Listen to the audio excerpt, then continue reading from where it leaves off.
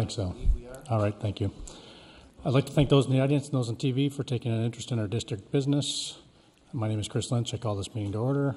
Just before I forget, we are in Johnson County and there's currently a tornado warning. We are in a relatively secure room here. However, if the need arises to evacuate to the best location in the facility, Dwayne will escort us out the right side of the back boardroom to the locker room in the facility. So we will continue to monitor the weather, but we are in a pretty good room here. So I'd like to start tonight by introducing those with me at the table. To my right is Superintendent Steve Murley, and then Directors Phil Hemingway, Brian Kersling, Latasha Deloche, Paul Rosler, Chris Liebing, and Recording Secretary Kim Colvin. Lori Rotland is absent tonight. The public is reminded if they wish to speak, they need to complete a speaker form found at the table in the lobby and turn it in. During community comments, persons may speak to the board about topics relevant to the district. All community comment directed at non-agenda and agenda items shall take place at the beginning of the meeting during the community comment section of the agenda. And the first topic on the agenda tonight is community comment. Thank you for your interest in the Iowa City Community School District, and for your willingness to share your comments. You're reminded to give your name, address, and topic you wish to speak. During community comments, persons may speak to the board about topics relevant to the district. All community comment directed at non-agenda and agenda items shall take place at the beginning of the meeting and be limited to 4 minutes per speaker. Initial community comment period shall be limited to 1 hour. Remaining community comment, to the extent necessary, shall take place at the end of the meeting. To the extent you are commenting on items not on our posted agenda, the board may ask follow-up questions of speakers, but is prohibited by Iowa open meeting law from responding to questions from speaker or engaging in substantive discussion regarding non-agenda items. First up tonight is Lucas Van Orden. On deck will be Brady Shutt. Good evening, Lucas Van Orden. I'm here on 2 points. More important first, Latasha, thank you very much for your service to the board. It was terribly saddened to see that you'll be stepping down early.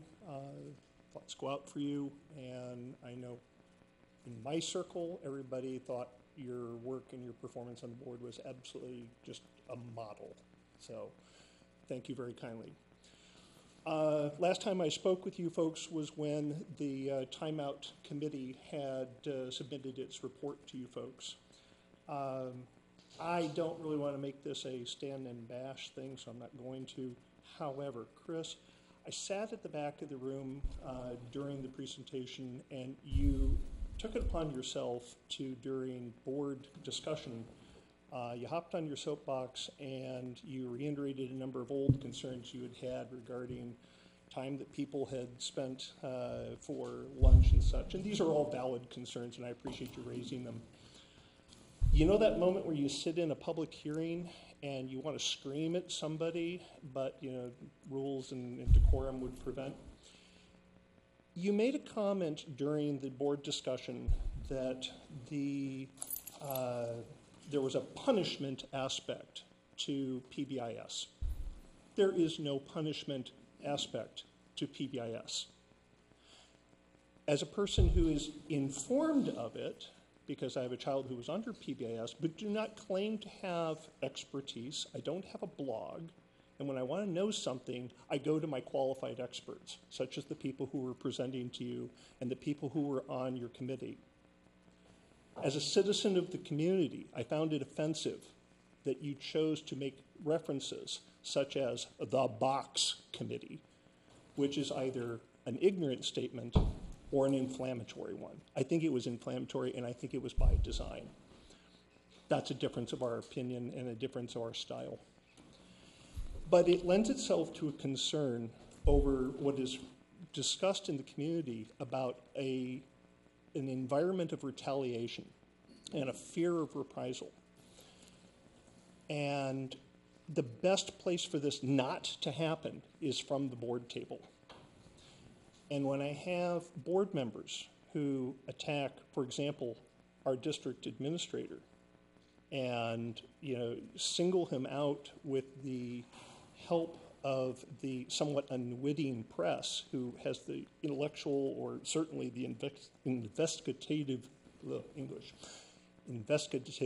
curiosity of a pistachio nut, to turn and say, let's single out Steve because of emails sent back and forth. I'd ask you, when you were in law school, did anyone talk to you about employment law? Because you talk at length about First Amendment, but there are multiple facets to everything that you do and everything that he does and everything you can and cannot say. And employment law constraint would be one. You're going to have a work session in a few weeks, a month, and I would ask that you put some thought to going into the work session with an open mind and rely and trust on your qualified experts. Because if I were your new director of special ed and I were sitting at a work table during a board meeting and I heard a school board member refer to PBIS and talk about its punitive aspect and its punishment, I don't know if I'd especially be comfortable as a brand new person on the school standing up and saying, "Pardon me, sir, you're full of it." So give some thought before you go into the work session, okay? Thank you very much. And Latasha, again, thank you very kindly for your time. Thank you, Lucas. Brady is next. On deck will be Julie Van Dyke. Hi, Brady Shutt for the Woods, Iowa City. I'm here personally and also on behalf of ICEA. I wasn't on the agenda, but of course I missed all of you guys here in the summertime. And my only item is to thank Latasha, Director Deloach, for your service to the board. We were excited when we interviewed you a couple of years ago. We were excited to endorse you. And I have to say, I've seen you with our students at West High School and other venues, so I know the impact that you have on our community well beyond what you do for our board. You've been a very powerful and important voice. We appreciate all that you've done. We appreciate your service. This is a thankless job, as we're seeing, and we wish you nothing but the best. So thank you very much. Thanks, Brady. Julie?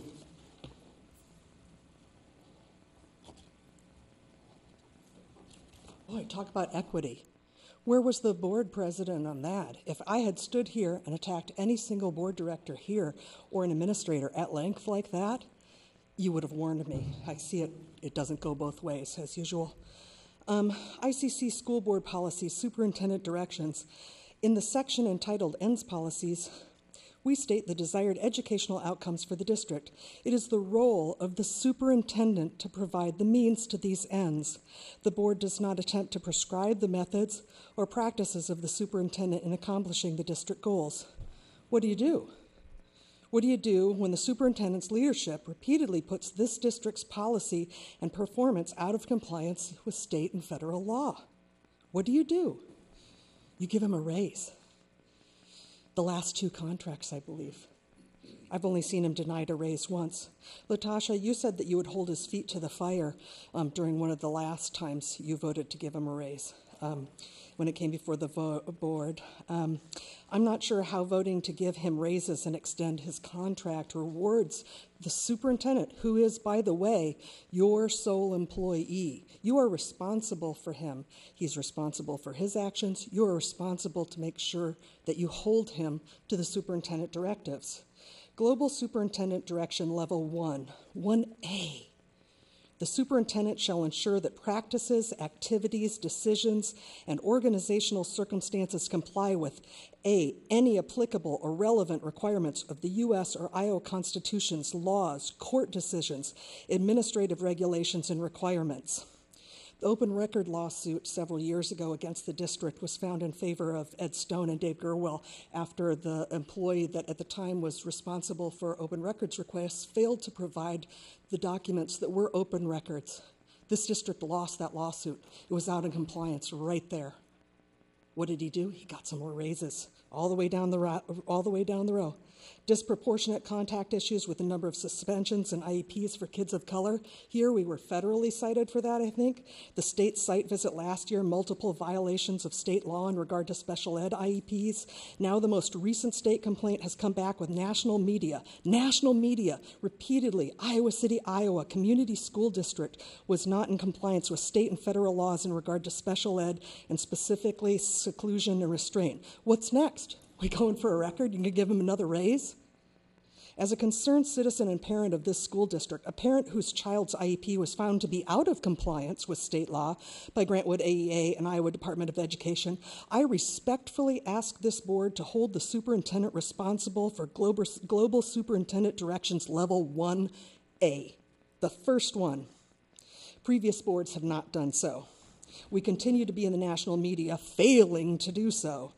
This most recent founded state complained about the district's dirty little secret seclusion boxes and the Iowa ACLU's attempts to make this school district, the Iowa City Community School District, compliant with state and federal law have now been reported by the Press Citizen, the Gazette, on news channels across the state and the nation. We've been in the Washington Post, the New York Times, and Education Week for failing to meet state and federal law. What's it going to take till you, specifically the board majority, currently including Chris Lynch, Brian Kirschling, Latasha DeLoach, and Paul Russell, or hold this superintendent fully responsible for Superintendent Directive 1A, the first one? I respectfully request the resignation of Superintendent Stephen F. Murley, and I request that any of you that are unable to hold the superintendent, your sole employee, compliant with the very first 1A superintendent directive, step down as well. You're not doing your jobs, and he isn't even doing his, not even 1A. Thanks, Julie. That's it for community comment. Next item on the agenda is the business consent agenda. I'd just like to pull item number 6. I sent Matt a message earlier, just wanting a little more information. Just confirming that's IJAG. Right. I'd move that we approve the consent agenda items absent item G6 or 6. All right, how are the bills?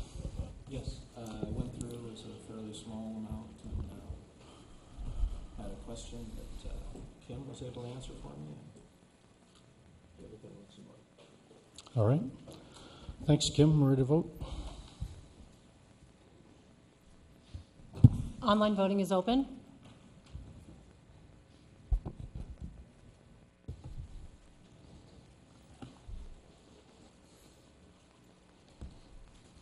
All votes have been cast and the motion carries with all directors voting in favor. Thanks, Kim.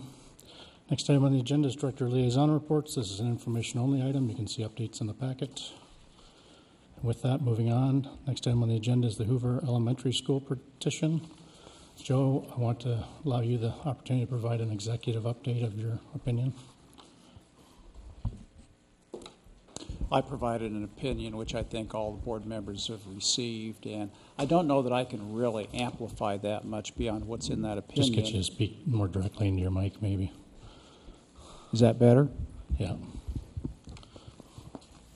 I don't know that I can really say much beyond what's in the written opinion. I think it pretty well speaks for itself that I don't think that the petition proposition is a measure which can lawfully be submitted to the voters.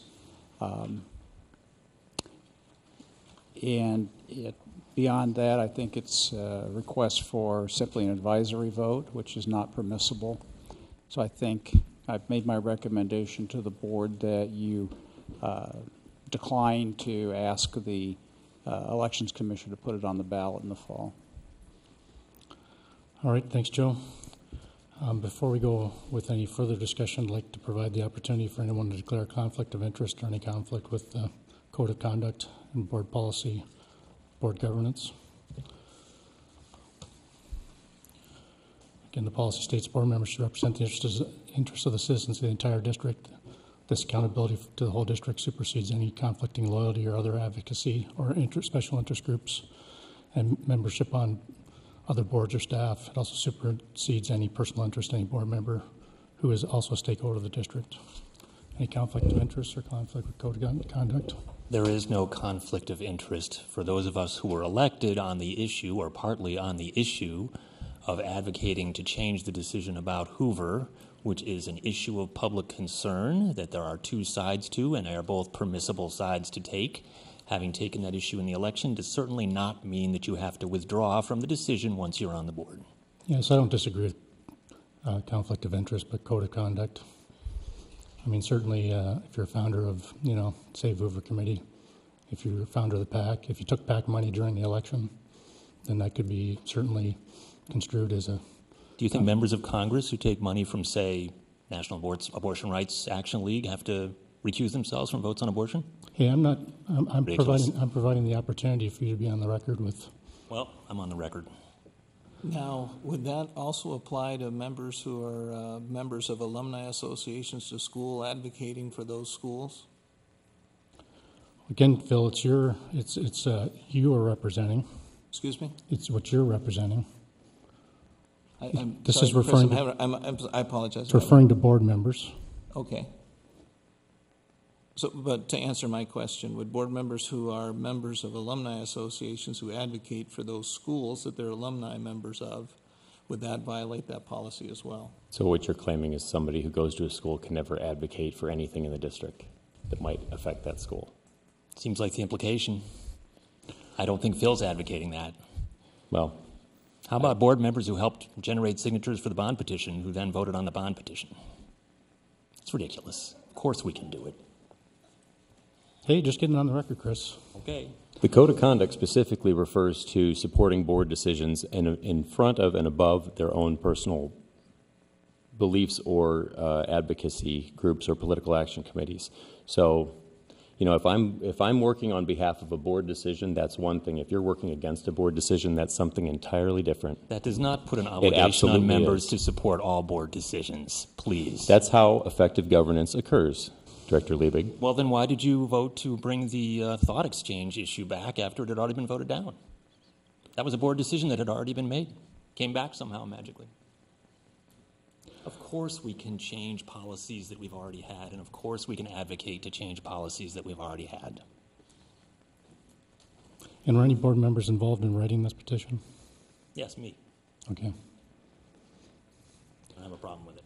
Were people involved in writing the bond petition? I'm sorry, Phil. I asked if any board members were involved in writing of the petition. Chris said yes. Were any board members involved in writing the bond petition? We all were. It was 3 work sessions, if you don't recall. I don't remember anybody recusing themselves from the vote. No, so, I mean, I'm ready to put this conversation behind us, but I'll be honest, Chris, with your last comment. Transparency-wise, we worked on the bond and the bond language between September. I don't know what went on behind closed doors. In open meetings at work sessions. So we did. For 5 months, we worked on the bond and the bond language, very transparent. From September to now, it's been 10 months. This petition has never been brought to the board table. It's a case study in lack of transparency. Where's the lack of transparency? Well, private citizens can bring something to the board. Transparency at the board table. People on the board can work with them. Transparency for board members at the board table. Well, we disagree, We are now spending district dollars to get a legal opinion on a petition that you wrote. What's wrong with that? So this You're spending public dollars to get an answer on a petition that you wrote. I want to be clear on that. What's wrong with that? What's wrong with that? What's wrong with people getting together, writing a petition, joining with board members if necessary to write a petition to bring it to the board? There's nothing wrong with it, but why not bring it to the board table? We did bring it to the board table. No, this not is the proactively. statutory process for bringing this petition. Not proactively brought to the board table. It's not a board issue. It's a public petition. Those are the two different ways of Case- addressing property Case study in in the lack of statutes. transparency. Please. Absolutely. Can we talk about the actual petition? Because I'd like to make a motion. Is there a vote or anything, or motion? I'm about to make a anything that needs to be made? I make a motion? I move that we approve Joe Holland's wording in his letter. I believe that Director Liebig I was was in the middle of process making a motion. making a motion. There's a motion on the table. Is there a second? Guess I'm not really clear on what we're approving. To accept the statement. To accept the opinion. So if it's to accept the opinion, if you want to. I move that we accept the opinion of Joe Holland. I would second that. Further discussion?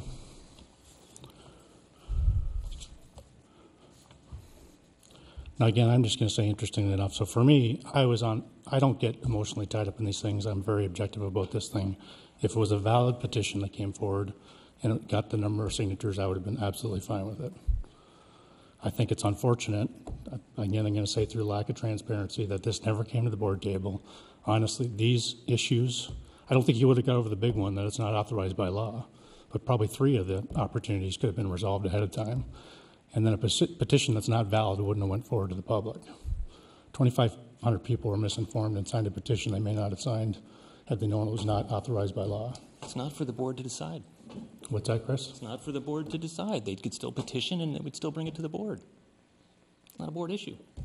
Well, Doesn't the board have to approve it for it to be After sent? it's been brought by the people. Hasn't it been brought? It has been, and that's why I was going to make a motion to approve it. I'll wait till this one's over. Okay. I would rather us move on. Well, can I just say something then? I mean, are you done? sure, yep, thanks. Okay, so I think the most candid thing we can say about the issue this petition presents is that it is an unsettled issue. It turns on the definition of a word in the statute that has been defined in the past to include demolition, but things have happened since, and so there's a question about what it means. We're in a position, as lawyers are often in a position, of having to make a guess about the future, about what a court will decide on this issue. Our job is to make the best guess that we can, to try to respect the 2,500 roughly people who signed the petition, but also to try to get the answer right. I think there's this sense that by disagreeing with Joe's analysis, I'm somehow disrespecting Joe. I don't mean to disrespect Joe. I do disagree. The opinions that Joe gave us, to me, if I look at them as legal briefs, I respect them. I would look at them as a brief and say, well, you're doing what you can with what you got. You don't have a whole lot, but you're doing what you can with it. My view is what we should have gotten is not a brief, but an objective analysis of the question, acknowledging arguments on both sides and trying to balance them out. That's what we didn't get. That's what we should have gotten, what we should have paid for. And to me, momentary digression, it's just symptomatic of everything I've experienced for the last 2 years in this district. So often, instead of getting an objective opinion, we get advocacy to do one thing or another thing, and we don't hear the arguments on the other side. We hear one side. And if you raise any questions about it or you criticize anything, it's always, well, clap louder, everything's okay, let's just pretend it's good. Okay, end of digression. We have to make the most educated guess we can about what's going to happen with this thing. I look at what Joe wrote. I look at the things I found and wrote up. To me, legislative history stuff, the Attorney General opinions, the purpose of the statute outweigh what I'm seeing in Joe's opinion about Black's Law Dictionary, etc. Getting it wrong is going to be bad. We don't want to get it wrong. If we say no and we get it wrong, 2,500 people who signed the thing are being cheated, as is the public who has a right to vote on it at that point. If we say yes and we get it wrong, it's still wrong. It's not something we want to have happen. But what's the worst that happens? Well, the public gets to vote on it. And if they vote no, the board can still do what it wants. If they vote yes, the board is actually constrained in a way that they aren't currently. So I disagree that it's just an advisory opinion. I think we all have to worry that there's bias creeping into anything that we do. I would argue that attorneys who work exclusively, on the school district side for school district administrations inherently have an unconscious bias. I would argue that anybody who's been involved in the Hoover issue is going to look at this issue through a certain lens and probably has an unconscious bias. I would say, though, that one bias we ought to look out for is, and the things that we've gotten wrong in the past, or that have been gotten wrong in the past, there is a bias in terms of brushing off the public, whether it's Ed Stone's public records request that apparently we were told, no, he's not entitled to it. Oh, it turns out he's entitled to it. Or our treatment of complaints by special ed parents, which until an outside agency intervened, we're going to get brushed off. Same thing with the seclusion room issue. Same thing, arguably, with our policy, board governance policies, unconstitutional speech restriction. So all I would say is let's be conscious of that bias, too, as we're making a decision about this. People are going to vote on whatever they think is the right thing to do legally, and I'm not going to blame anybody for voting the way that they do. All right, further discussion? I think that we have a fiduciary responsibility as board members to listen to the advice of the attorney for the entity, not ourselves, not our own public opinions. And so I think it behooves us to be able to take that legal advice. I don't have a law degree, and I'm not going to pretend that I do. I've been able to read the things you've written, Chris, the things that Joe has written respectfully and listen to both sides, but I still feel like when I have to look at this large entity and I have a responsibility that I swore this amazing oath to so long ago, that I'm responsible to make sure that the entity is looked after. And there are many people who have voted on this multiple times over. So, and regardless of that, because we know votes can change, is to take the legal advice we've been provided and to go forward on whatever motion that we're going to make. I think we just need to go ahead and vote on it and move on. That's just my opinion. Further discussion? Kim, ready to vote? Can you restate the motion too? Motion to accept the opinion of Joe Holland. Online voting is open.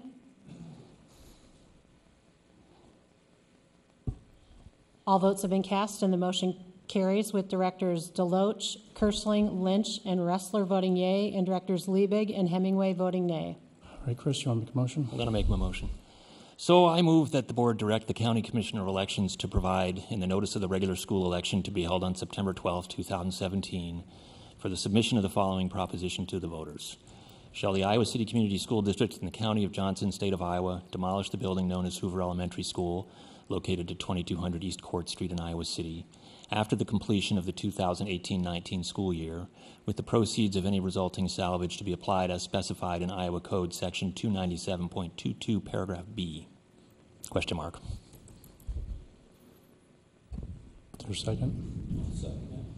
Further discussion? I have a question that in Joe's write-up, since we just accepted that, since the petition submitted has street address rather than place of residence, there's concern that the individuals who provided street address that may not actually be their place of residence and a number of signatures may not actually be valid.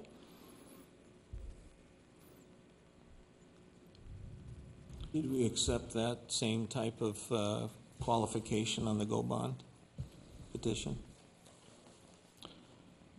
It had different wording. It had the proper wording. Did it say place of residence? Can look it up for you right now.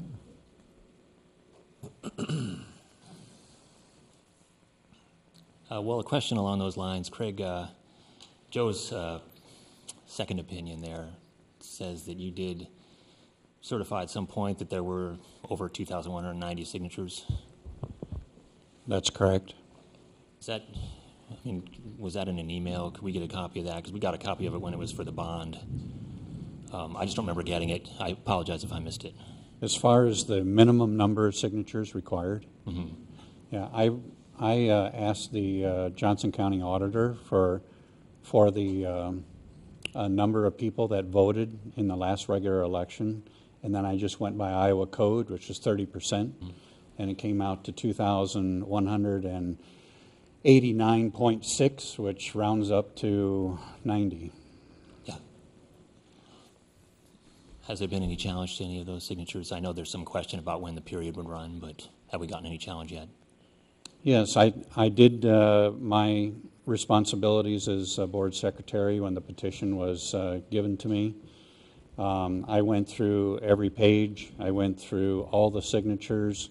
I verified on a what I would call a test basis, where I would test a couple of addresses per page, streets that I was not familiar with, those kinds of things. And I ended up excluding 22 names out of the 2,500 that were submitted. But has there been a challenge filed to the petition after your review of it? No challenge has been filed with me. What date did the district receive the petition? Let's see. It would have been the 29th of June. Okay. Mm-hmm. Further discussion? Kim, I think we're ready to vote. I won't ask you to restate that one. Thank you. Online voting is open.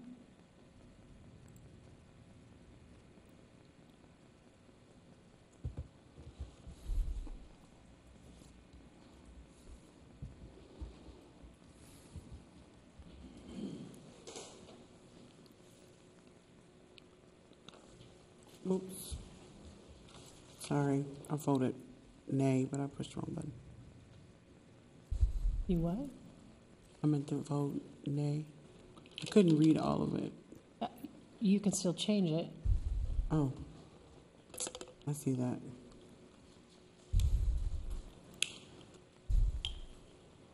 I can't remember it. It was to direct, what was it? It was a motion stated to direct the county attorney. That's what I was like. I mean, because it's not all on there, so I'm like, wait, Right. which one is that? Okay, because I was like, the county attorney or the commission? So do you have your vote as you want? Yes, I just Okay. voted in. Yeah, I'm sorry about that. All votes have been cast, and the motion fails with directors Deloach, Kirschling, Lynch, and Ressler voting nay, and directors Liebig and Hemingway voting yea. Thanks, Kim. Craig, is there anything else you need from us? Anything else on this No. topic? All right, next item on the agenda is board vacancy. And most people have probably seen this already, but just so you know, on July 6th, I received the resignation of Director Deloach, effective on July 14th. So effective July 14th, I declare Director Deloach's board seat vacant and directed Board Secretary Craig Hansel to inform the auditor's office that the remainder of Director Deloach's term will need to be placed on the September 12th ballot.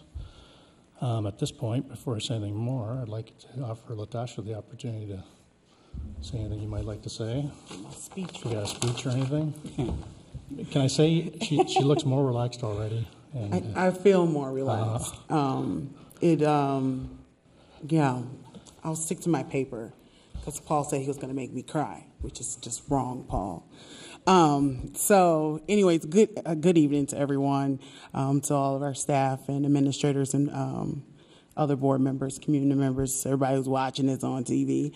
I just wanted to share some parting words. Just want you all to know I'm okay. But I had to make a tough decision. I went in for something routine after our last board meeting, and they brought the world down on me in that office, and it was scary, and they made me do lots of testing and different things, but I'm okay as of yesterday. But it was enough to shake my family, enough to think about the fact that when I ran for school board, my kids were 15 months old, and people don't remember sometimes that I have twins, and there's 3. And so I had to think about wanting to actually be there to shake their hands when they graduate from one of our great high schools, and I didn't see that given the information that was provided to me by medical staff at that moment, and that scared the life out of me. So they asked me to do something courageous, which was to start withdrawing from some major things in my life. And I love y'all, but school board is stressful. It is stressful. It's not just coming to the meeting because that's stressful, but it's also thinking about processing, thinking about the 14,000 children that you're impacting with every decision, every time you vote yay, nay, every time you abstain. Those things weigh on you day in, day out, and I think about them, and they're important to me, and they weigh on me, and it still weighs on me, but I'm not dying. But I do need to be well for my children. I will always be an advocate for children, and so I have to advocate for my own family at this moment. But you never know, I might come back. Y'all let me get some things together. I might come back. I also wanted to thank everybody who was putting out these fantastical things about me getting this lucrative job here at the district. I don't remember applying, but if y'all about to pay me a couple $100,000, thank you. I appreciate that. But no, I did not take a position here. No, I'm not running for governor. No, I'm not running for city council. No, I am not all the fantastical things that people have said. But I do appreciate the confidence boost because that really meant that people thought about my leadership skill and that it was fantastic that I should get these other positions. So high five to all y'all for saying that. I also wanted to say, since I have the mic, that it's important. There is this constant drain of energy. This is a quote from Audre Lorde, which might be better used in redefining ourselves and devising realistic scenarios for altering the present and constructing the future, which is why I support the bond. and it gives all of our children an opportunity for equitable space in their schools, regardless of how much money is in the PTO account. And there's so much research that supports that environments impact how we learn. And there's a transactional relationship between a learner and their learning environment. Previous board members didn't always go after the changes and the needs in our buildings, and I feel like this is an opportunity as a community we can do that. This is not a secret plan. The plan has been back on that wall forever. It's online. You can find the plan, but I do worry about when people are saying no to improvements and no to movement and no to progress for our kids. That's really tough. And so I would hope that we would get it together and not so much worry about our differences that divide us, but in our ability to recognize and accept and celebrate the differences that we have, and that we can have different opinions, but there's still things that we need to work. We need to get some work done. We do need to, as a board, of the future board that comes here, we have to find a way to work together. We have to find a way to uphold those different policies that we have. They're there to protect us as well as to protect the public, as well as to protect employees, and we should be very careful about the line and that we don't cross it. It doesn't mean we don't challenge, but there's another thing when when we cross into those things. For our administrators, because y'all know I was going to come for y'all. I love y'all. A quote is, "True resistance begins with people confronting pain and wanting to do something to change it." That's from Bell Hooks for you. I won't be here to hold that mirror up sometimes for you, and that's tough for me, in reference to how we educate our kids of color in this district, but that's my heart. Those are my folks, because those people I see every day in my house that look like me. And I always tell my students that it's easy. It seems hard when I'm here holding your feet to the fire, as was quoted earlier, when I'm right here in front of you. But when I'm gone, you're going to have to hold that mirror up for one another, that we continue to work on this. And I believe that we can get African-American or Latino children to 75% and above on reading proficiency in less than 5 years. And I want you all to believe that, and I'm willing to work in the community to help with that.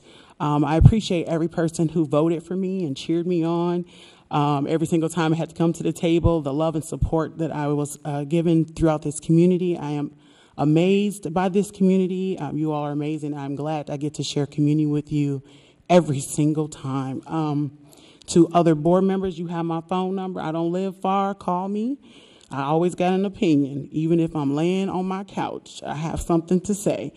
I am walking away from this table as a volunteer, but I will still continue my work on equity issues in this community. This is a part of my lived experience and my life's work. I have the greatest respect for anyone who works in schools, works with our children. They literally are our future. I'm not about to sing Whitney Houston. Y'all ain't ready for my vocal ability, but they are our future, and we need them. And Steve, to all the work you're doing, I know a lot of times you get missiles at you that even I'm like, I don't even know how he comes in here, but I do appreciate all of you all in the advocacy.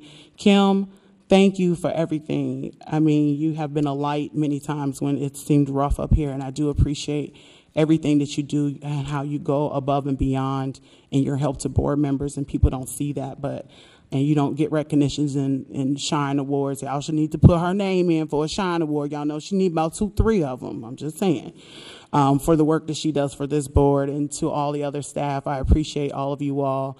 I will be here in the community. When you see me, say, hey, don't be scared. And just thank you. So this has been an incredible opportunity in my life to get the support and to be here to make decisions for children. So thank you all for also the opportunity for hearing me, even when I have my rants and I pop off. I appreciate y'all enduring that. And I'm glad to have met all of you all and developed relationships with all of you all. Thanks. Great. Well, I just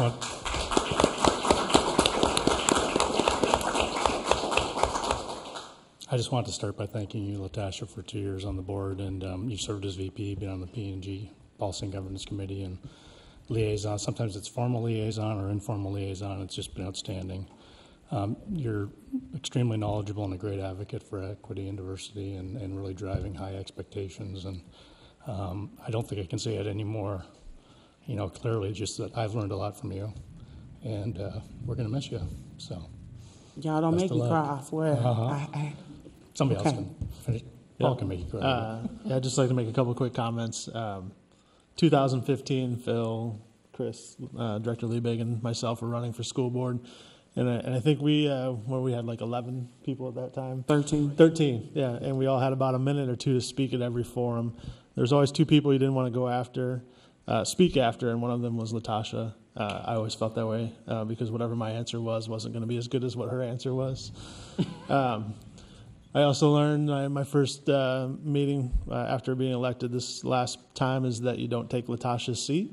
So when you're gone, I will not be moving over a seat. I'm going to stay right here because I've learned my lesson a couple times not to take Latasha's seat. It's just mostly at the other meeting. And also, one other thing that I appreciate on a personal note was the last time that I ran this past summer, I had a sit-down meeting with you at Lucky's, and it was after some trying times in our country that unfortunately, there was a lot of shootings going on. Mm-hmm. And I met with you at a time that you were pretty low, and I think we managed to have a good conversation and really turn at least my views in my campaign at kind of a different route, and I appreciate that conversation. Thanks for everything that you've done on this board. I'm scared, y'all. Yeah. I don't know if the universe is happy about this. Someone else is not happy about this. But I also appreciate the things you're doing outside. And for those of you who have not been to the Juneteenth celebration, I've gone the last couple of years, and I think that's just outstanding. That's something you put on. And as an event coordinator, I know how tough those things are to pull off. Yes. So I appreciate all the work that you do there. So thank you. Thanks. Thank you.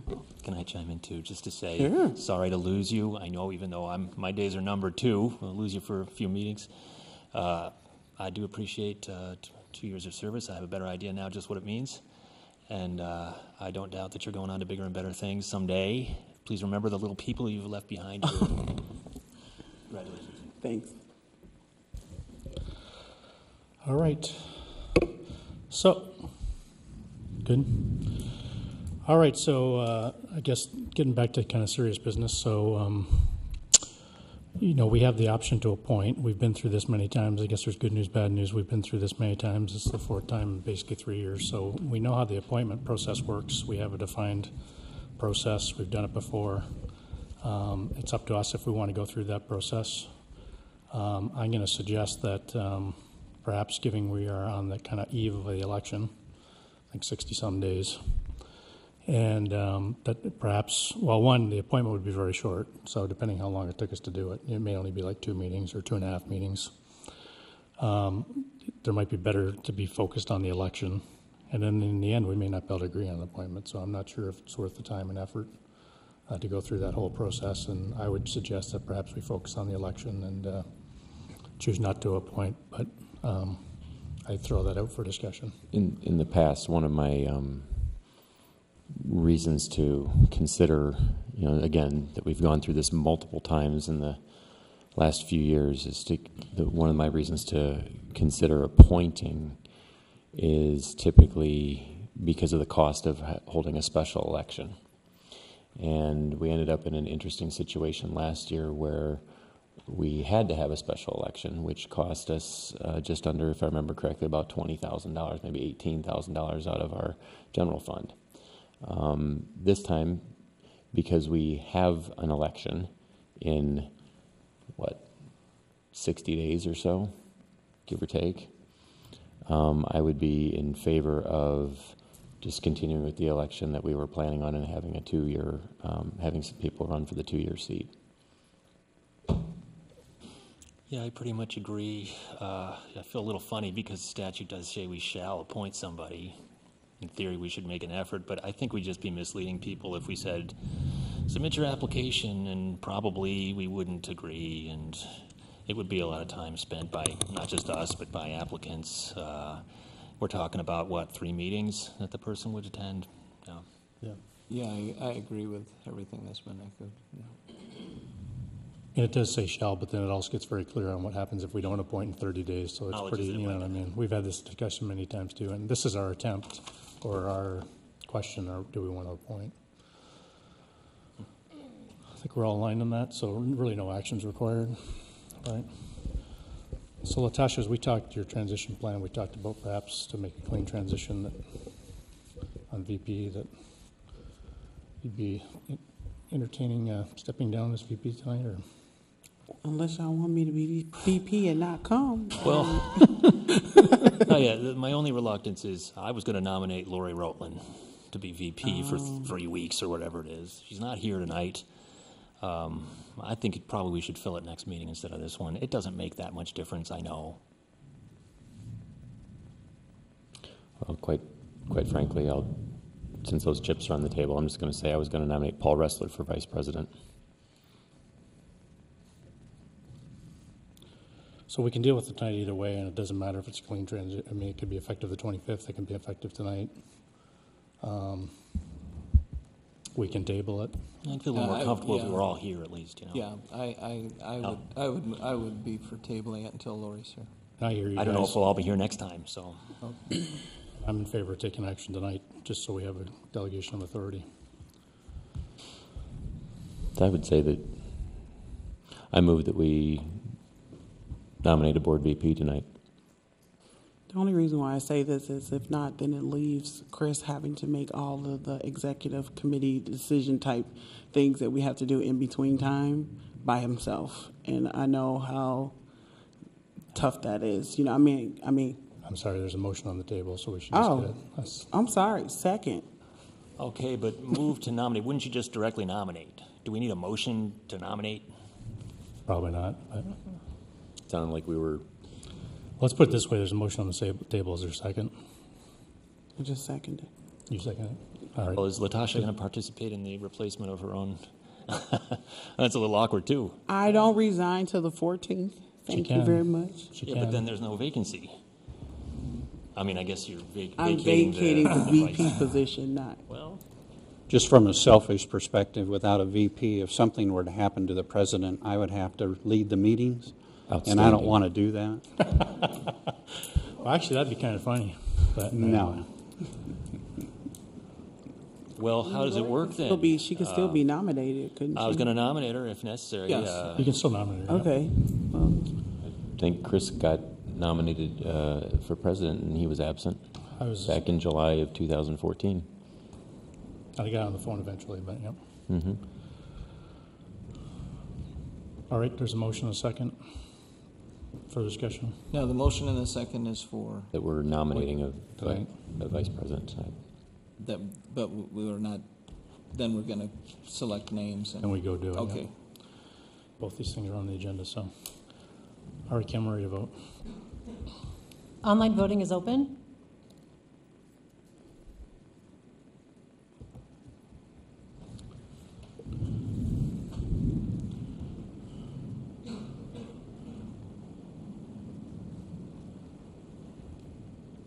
All votes have been cast, and the motion carries with Directors Deloach, Hemingway, Kirschling, Lynch, and Ressler voting yea, and Director Liebig voting nay. All right, so I just want to clarify, are we appointing for the 25th or effective immediately? I have one question. Now that we have the decision to nominate tonight, usually there's a ballot. Oh, okay. I was hoping you were going to.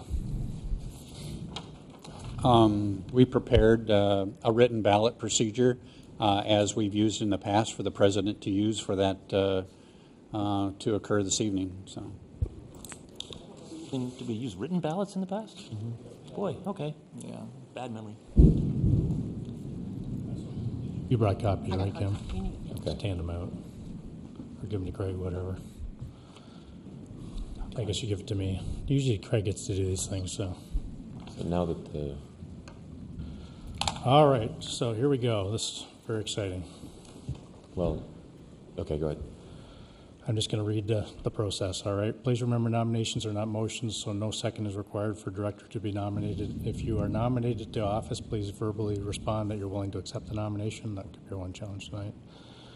It would be appropriate at the time the director makes the nomination that it's verbally accepted for that director who makes the nomination provide affirmative comments on why the nomination is being made. It is also not required. It would be appropriate for other directors or board members as a whole to just it would be inappropriate, for other directors or board members as a whole to discuss or debate the merits of directors who have been placed on the nomination. Say that again, I'm sorry. It would be inappropriate for other directors or the board as a whole to discuss or debate the merits of directors who have been placed on the nomination. So we just names and that's it? We basically nominate and vote. Okay.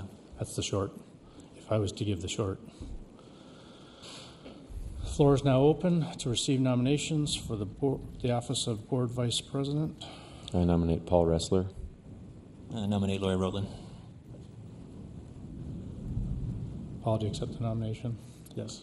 Oh, I did speak with Lori in advance, and she was okay with that. Okay, good. Perfect. Thanks, Chris. The floor is closed for nominations.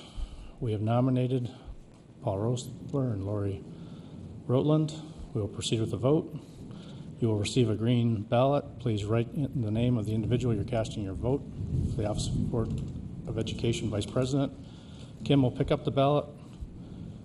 If no one individual receives a majority vote, the two persons receiving the most shall be placed on that. That's not applicable because we only have two people. So, in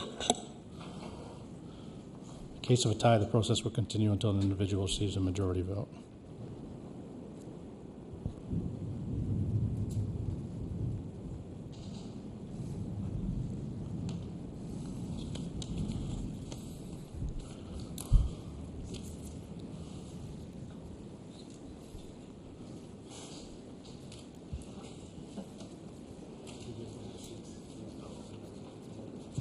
Good idea. All right, thanks. Very exciting.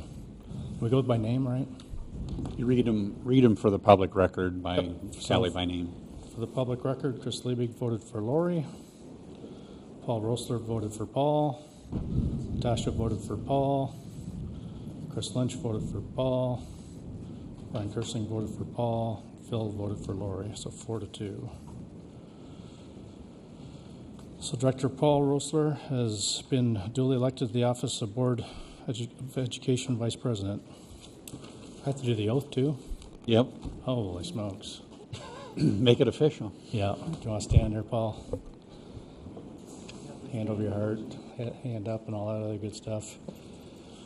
To the Vice President of the Board, do you solemnly swear that you will support the Constitution of the United States, the Constitution of the State of Iowa, and that you will faithfully and impartially, to the best of your ability, discharge the duties of the School Board Vice President in the Iowa City Community School District, Iowa City, Iowa, as now or hereafter required by law? I will. The new Vice President will now assume their elected duties. Congratulations. Thank you. Stay right here.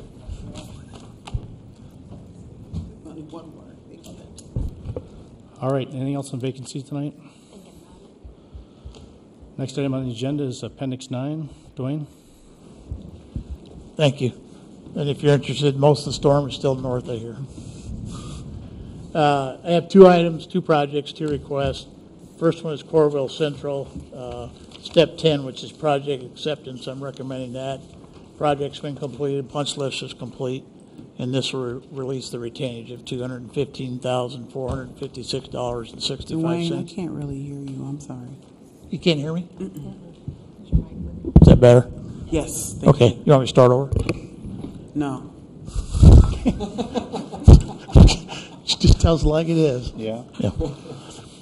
Okay, and the second item is Step 8, change request for Hoover East for $10,656. It includes two things. One is we changed some clear glass panels on an open stairwell to a clear panel with a film that has alphabet characters in it. It's kind of a nice touch, and it also reduced the cost by $2,500. And the second item is the district requested that we put zero entry ramps around the playgrounds, and that was an add of, there's 3 locations, by the way, and that's an add of $13,221, and that also included a credit for the asphalt that we replaced it with. So with that, I'd answer any questions you might have. Entertain a motion. I move that we approve the Appendix 9 items as presented. Second. Further discussion? Kim, we're ready to vote. I just lost it when we blinked, sorry. Kim, when you get those votes, you'll have to read those because people in the audience won't be able to see it as we are attempting to reboot over here. We just had a power blip. If you And didn't see apparently that. Microsoft is pushing updates at the same time.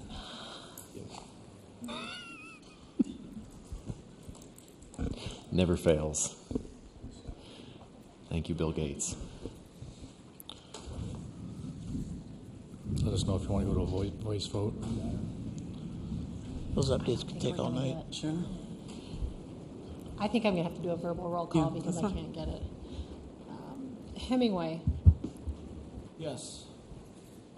Kirschling, Yes. Lynch, Yes. Deloach, Yes. Rustler, Yes. and Liebig. All votes have been cast, and the motion carries with all directors voting in favor. All right. Next item is withdrawn from consent. Number 6, Chris. Yeah, so I just, I'm not necessarily against this, but just the material seemed a little, just a little vague about what actually happens as a result of this. Can you tell us, I mean, what are they actually doing as part of this IJAG? Well, I guess you want more information than the 7 pages there in front of you, Director Liebig? Level, you know, it talks about committing that they remain in school. It's sort of more like stating their goals, but I don't understand sort of, are people, I mean, are they teaching kids one-on-one? I mean, what do they actually do? So there's a period where students are scheduled into there, so the IJAG specialist recruits those students, and then they serve them during a period of their student day. And those are students who are sort of at risk for... Yeah, potential at risk or borderline, for unclear on what post-secondary plans might be. So the Iowa Jobs for America's Graduates program tries to link them into the services. So it's really about trying to create access to the services that might be on the school campus that they may not otherwise utilize. So, you know, guidance counselors at our secondary high schools, you know, trying to serve all 2,000 or 1,500 students, depending on the campus, may not get to all those students, where this shrinks it down to a group of 30 to 45 students that IJAG specialist works with to connect them to guidance services, job shadows, keep up in their academic progress for classes. And we have, I mean, we've had this for a while, right? So yeah, this will be our third year of the program. Any kind of results type assessment of whether it's doing what we want? Yeah, I mean, anecdotally, I think we'd have good results from that. If there was some data you guys wanted us to come back with, we could certainly do that. I mean, there's goals as presented there, you know, that IJAG tries to work through as far as graduation rates, post-secondary placements, or placement in a career after school. Talks about business, industry, and education partnerships. I mean, you got any concrete examples of sort of partnerships that they're trying to line people up with? Is that the idea? Do I have examples of partnerships they have aligned with? I guess they're trying to form partnerships so that we can find kids jobs with those partners. Right. So Workplace Learning Connections, you guys would have received that report here earlier this last spring, and it listed out all those different community partnerships. So that would be another area where we have an agreement with the Workplace Learning Connections, where this IJAG specialist at each of those schools would then connect the kids through that programming so they could be placed into those. So that's really the role of that IJAG specialist, is to access all of those different programming aspects we have so that the kids can be connected to them, so they don't have to try to navigate that system on their own. Did you toss around the idea of including Liberty, or? We will eventually include Liberty. We just didn't feel like the first year that was probably something to take on additionally at Liberty High School. We've just fully expanded now the program to full implementation at City and West in both those schools. When they started with one of the segments, either 9-10 or the 11-12. Okay. And I've had an opportunity as well, even to just go in and speak to the students in IJAG, and I always love going into the classrooms that the IJAG has, because they have their goals written up there.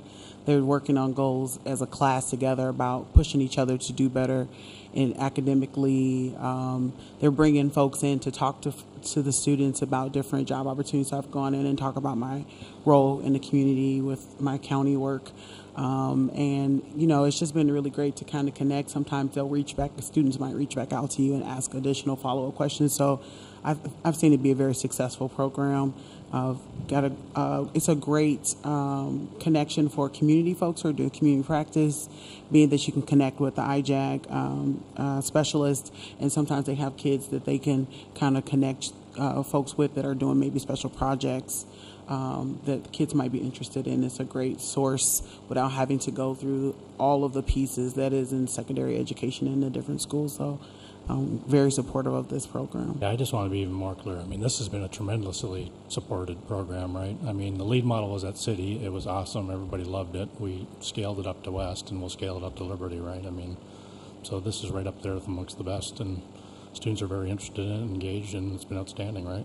Yeah, I think anecdotally, again, if you talk to the students and the families in that program, they'd have nothing but positive things to say about the experience for their students. It's gone through gates of evaluation, and it's been tremendously successful. Right. There's similar to other programs that brought you this spring, there's very concrete goals, and they measure those and have 5-year targets about what those should look like. And, of course, some of those goals are written for after high school, so those are still being measured as the students filter through. Mm-hmm. I think one of the things that I've been most wowed by with this program over the last 3 years is kids who are very much at risk in many ways of not finishing school, not only ending up on career paths, but also getting coached through college applications and financial aid, and learning how to advocate for themselves, making trips to the State House to talk with legislators about how important their programs are. I mean, this is helping kids learn to advocate and to chart their own path.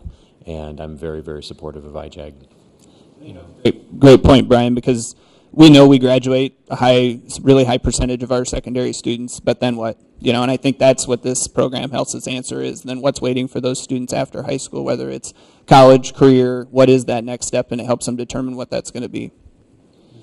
Is IJAG a possible mechanism to push pre-apprenticeship programs, or is that something for another to go a different way, or can this be a way that we can really expose students to apprenticeship and pre-apprenticeship programs? Yeah, I think that's definitely a place we can work that in, Phil, as far as, again, back to the workplace learning connections or placements that they have for them, that we're introducing them to those opportunities so they can access them after high school. And with certainly discussions on vocational agriculture and everything, would that be something that would somewhat tie in with IJAG as well? Yeah, I think it's different for every student, again, based on their interests, but that would be, the more opportunities we have at our secondary schools for students looking to hook into a path, that's going to be a better option for them. Just one quick comment and a question on the contract. Comment-wise, this past spring, I went to the City High fashion show that they did, that the students worked with Andre Wright and Born Leaders United. They designed all the clothing. They did the fashion show. They made their own apparel to sell and went through all those steps. And the final product was pretty amazing. So I'm totally in support of IJAG, not just for that, but for the other things that I've talked to the teachers there about. And then my question is, so this is for West High 9 through 12 is the whole, right? So there's a couple places in here it says West High 11 through 12, then City High's 9 through 12, and then even when it's signatures, will that be? Right. I noticed that today that they hadn't updated that contract, and I was not able to receive a updated one from them when I contacted them. So they submitted this to me with I think they just used last year. So I'll clear that up with them that we're fine to go on that, but it should be 9/12. And you bring up a great point there too, Director Rossler. It was kind of a neat convergence of our maker spaces and the IJAG program there with that fashion show at City High. So Elizabeth Rook. And big thanks to Andre Wright for his work from ICAD and the community, too, to bring that on campus there. But it was a neat convergence of those two programs and how that could take full effect at our high school. Well, that's all very helpful information. Thank you. It's general fund, right? Some of it's general fund, but the majority of it's at-risk dollars. Is it what dollars? At-risk dollars. Oh, well, that's interesting to you. One of my questions was going to be, is there any reason we don't do this in-house? And maybe that's part of the answer. I guess I don't understand. Well, do one in-house?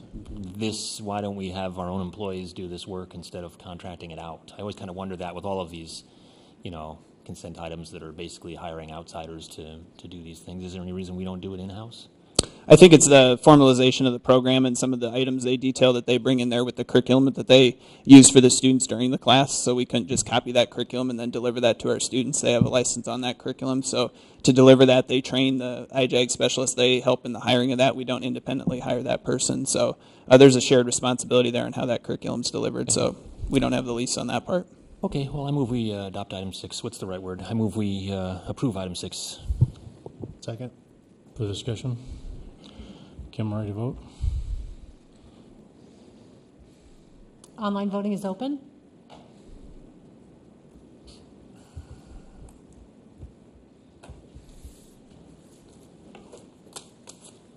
All votes have been cast and the motion carries with all directors voting in favor. Thanks, Kim. Next item on the agenda is agenda setting for the 25th. I was going to bring up that we need to get the legislative priorities on there, but it looks like it's already on there, so thanks, guys, for planning that. Those are, after our discussion at Policy and Governance and our discussion here at the board table, those are written and ready to go, so we'll have them attached to the agenda, right? Good. And I'd like to put on the next one, we're going to have some professional development on cyber citizenship within the district. For lack of a better word, I'd like a update at the next meeting on what we're doing as far as cyber citizenship or cyber etiquette with our rollout of our one-to-one. Yeah, Director Botchway is working on some digital citizenship curriculum targeting our junior highs and potentially our high schools right away to address some follow-up from last year and then just leading into this year, knowing as we continue our digital transformation, some more of that. So he's going to be providing some PD to different groups, and we can definitely do an update on that. There's some meetings that are being happening. So it's digital citizenship. Digital citizenship, and then PD. Yeah. Okay. Does that go a little bit with our technology AUP? No, it'd be a little bit. This is more curriculum focused. Okay. So this is probably the learning and education component for students and staff on that. So can you guys refresh my memory? When is that tech AUP? Do we? I just asked last meeting. Yeah. For a parking lot item on it. But yeah, so we wanted to have that by September, didn't we? Yeah. Acceptable use policy, and. Right, it has to do with Policy and Governance Committee, yeah. Right? Yep. Steve, I'd be the weighted resource model update. Absolutely. Whenever you're ready. I don't know what data we might end up, whatever works. Sure, we can bring you in the data that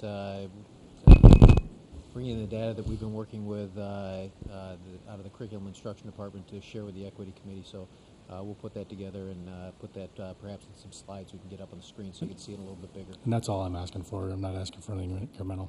All right, anything else for the 25th? I'd like to put board governance policy level 3D, paragraph 2C, which I referred to earlier, which I think is just a plainly unconstitutional provision that we should just strike. But I'd like to at least discuss that possibility. Just in that topic, the next board can take it up. I'd support a discussion on that. We review all of our policies in Policy and Governance and bring them back on a rotating 3-year basis. We've done that one twice in my 4 years that we've been here. I think it's in the rotation. Embarrassment to the district to have that thing on the books. I move we put it on the agenda. All right, got Chris and Phil. Well, we don't need a second. There's Okay. 4 board members. Brian? I'm not interested in discussing I'm not it. interested. Latasha? Chris or Paul? You want to say which? Yep. There either should be 4. 3D, 2C. Okay, guys, we're in agenda setting. I don't have a problem with it. Having the discussion. So we don't have 4, we have 3. You